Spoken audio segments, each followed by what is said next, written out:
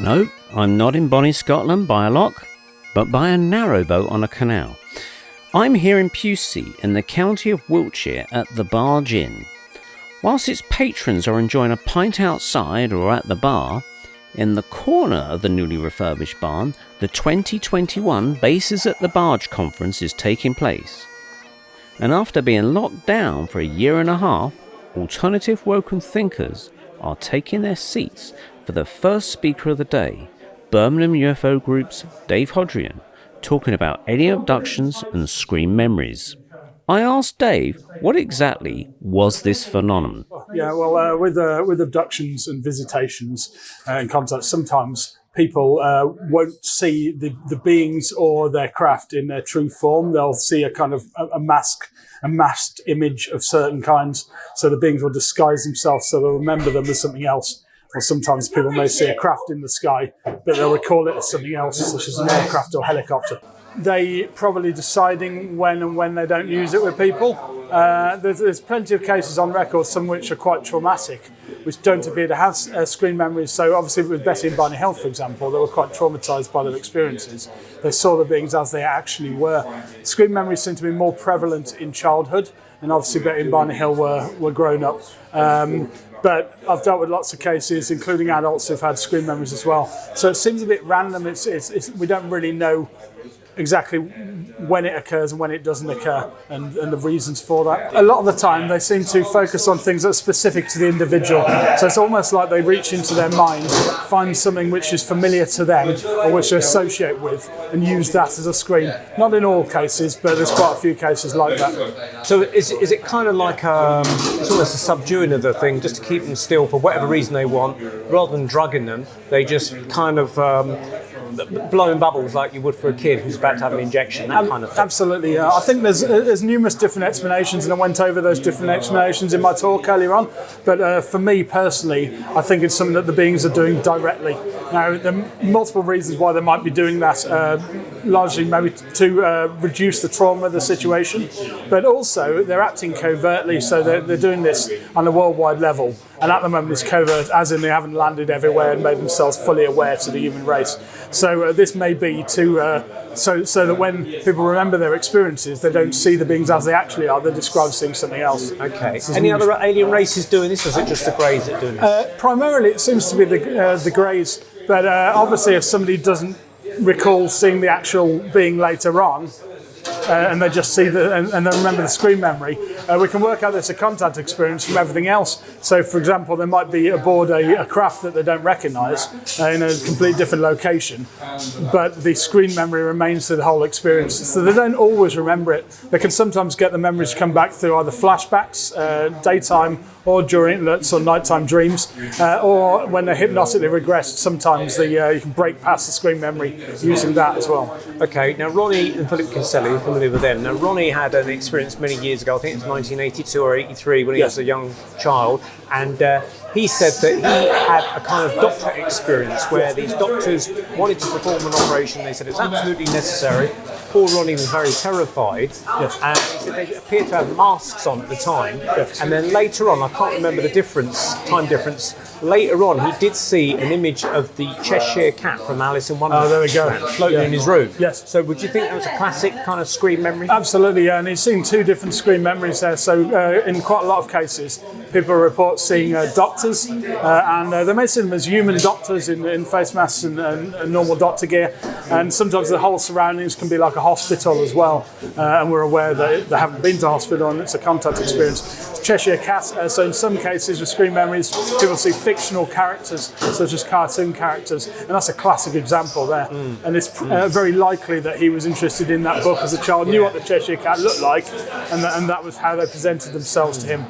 Now, sometime after that episode, and I can't remember the difference in time again what it was, he actually suffered a seizure at school, passed out.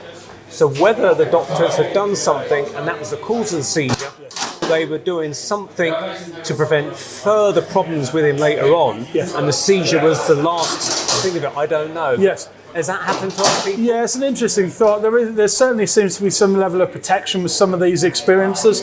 who have contact, especially if they're getting repeat cases throughout their life. Numerous people have reported to me having experiences where they've been saved from harm, so where they might hear a telepathic voice in their head and they'll move out the way of something, and then there's a car accident, this sort of thing. So it seems that they are protecting and looking after the people that are taking it. Now, whether that's for their benefit or for ours, we don't really know. Hello, Bases at the Barge and Bases Project, hello. Yeah, it's great to see you all. Familiar faces, new faces. It's been so long, hasn't it? We've been separated, now we're back together. Next up was regular conference speaker Ben Emlyn-Jones, who was pleased to be back in the saddle, presenting his talk, What is going to happen next? I asked Ben if it was a big crowd. There's a huge crowd there. Everyone is like just happy to get out and about and mix again, be with our tribe, so to speak. We've missed each other. We haven't seen each other. There's been Zoom calls, but it's not the same. I myself, it's great to get back on a stage and talk to a live audience after so long of not being able to do it. I was a bit nervous, to be honest, and wondered if I still what had was the subject you spoke about? I gave some perspectives on what I think is going to happen in the near future based on the immediate past and the current events, which is not an easy thing to do. It's very much speculation, but I made some educated guesses at what I think might happen as a result of, for example, the UAP situation with the increasing transparency of ET or possible ET visitation of this planet. Of course, the scamdemic and everything associated with that, vaccination and other things. But I think I've done as good a job as I can to provide some answers to the question of which is the title of my talk, what is going to happen next? So what is going to happen next in your opinion then? I think that we will get more information on the UAP phenomenon. That's coming, but probably from other countries as well as the United States. There's a definite pattern that seems to be emerging, a pace that has been set, and it shows no signs of slowing down. What has already been released, I think, it's something that is going to automatically demand further questions. I don't think it really can be shut down now. There's too much information out there already to prevent people asking the necessary questions for further answers and more information. And do you think the coronavirus pandemic, if it's a scandemic, is connected in any way to disclosure in any way? It is, yes, because indirectly, because both these things, I think, are acts of strategy. And in the case of the COVID-19 pandemic, I think it's an excuse the government are using to exercise their authoritarian muscles, hyper-regulate the economy, control our lives, put us all into situations where we can have everything dictated to us, remove cash from circulation and from the economy, things like this. The UAP situation appears to be the opposite of that. There appears to be a very, very powerful force at work now, which is fighting against that. And it's quite senior. It may involve people who were formerly part of the New World Order, so to speak. That is, people within the military and within the state who are now working against that agenda. I hope that's true. I really do. It does. All indication is that that's actually what's happening. So it's two fractions fighting against each other, perhaps? That's the most likely explanation. That best explains the events happening in the world, in my view, yeah. Current COVID regulations permitted up to 50 people per day over the 3-day conference. Whilst COVID lockdowns affected everyone else, organiser Miles Johnston has continued throughout the so-called pandemic. We've never stopped. Never stopped, even during the lockdown. You went No, that's online. the point. We got a conference away last July. Yeah. We did it all in the studio. Yeah. And if this was going to continue, we set this conference at the June 21st lockdown level, which meant we only take 50 people because everybody's sitting at round tables. Yeah. And because we knew that due to the way that the biology works with the vaccines and with the way that the things are going to work, things are going to start picking up in the 21st of June. Mm-hmm. So we knew they would then lie about that, get everybody's hopes up, con everybody, because the strategy they're using is from the art of war. You make people think they're winning and then you hit them hard. Right. And that's what they're doing all the time, and that's in the Lockstep report, which goes back 2010, where they planned all this. Right? Okay. So the point with this was to get a small audience, get the minimum, you get people living and meeting and doing what they're doing now. They're all talking to each other, they're actually seeing each other. So that's the whole point of doing this. So whilst the in-house numbers, I've been hit hard on YouTube, so I can't upload anything. I can risk uploading on my other YouTube channels, but basically YouTube's finished in terms of any creative, forward-thinking product. So the idea is to try and find somewhere else. Let's engage with the energy. Crowds were also pleased to see the welcome return of Tony Toppin.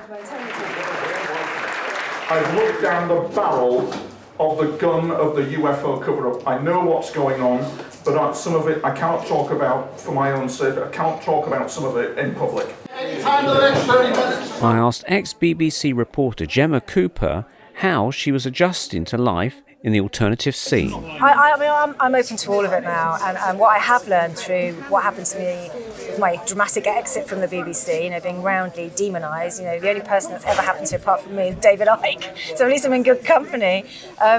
But I've learned through my conscious awakening and through being involved in these circles, it's much better to surrender and let the universe take you where it wants to go.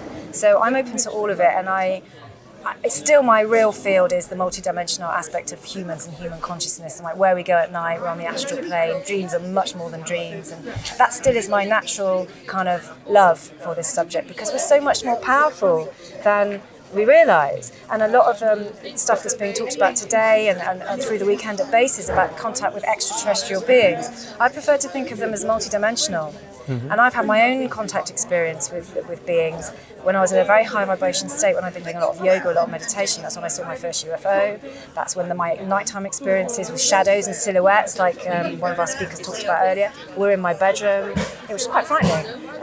But it was because I was very high vibration at that point, and I was eating a very clean diet, I was living a very clean lifestyle. So it's still, the dots kind of all connect. Once you realise you're multidimensional consciousness, you realise there are other beings that are multidimensional consciousness, and we can communicate with them. If we get out of our 3D matrix and the ego and what am I going to have for tea, and I haven't paid my gas bill, yeah, that's valid, we live in this world, but also we're so much more than that. So still for me it's how powerful we are as humans and how radiant and brilliant we are. This woman has a lot of things to say. As the Saturday's events reached their end with speaker Sophia Green, Dave Hodrien still had a few cards up his sleeve. Okay, yeah, so for a number of years I've been working behind the scenes on a card game entirely themed on the UFO subject. So let's have a look inside the box of UFO Wave. So you see it's got this flip-top lid, and the instruction manual are themed like a top secret document. And up here, this is our mascot, and if you can zoom in on that, this is our alien mascot, who I've named Bob. And I've tried to keep things as streamlined as much as possible, so even if you don't really have an interest or play that many card games, you should be able to pick it up quite well. Okay, so I've opened up the lid of the box, and we've got the 2 stacks of cards in there. In the final version, there's going to be a bit more space. These ones were right up to the lid. So let's have a look at what we've got. This is one of the species cards, and this is the mantids. So you can see there the detailed cartoon artwork that the artist has done for the game. Let's see who's next. I don't know who we're going to get. Oh, there we go, the greys. The famous greys. So these are the species you actually play as in the game. So it's you against both your opponents, who are other alien species out there trying to perform the same activities. This card's called the Scan. And what it represents is cards that are actually out there in the area. It's what you can see from the windows of your craft. And there's a number of different types of things you'll find on the scan. The first of those is activities. And there's a particular activity. This one is recon.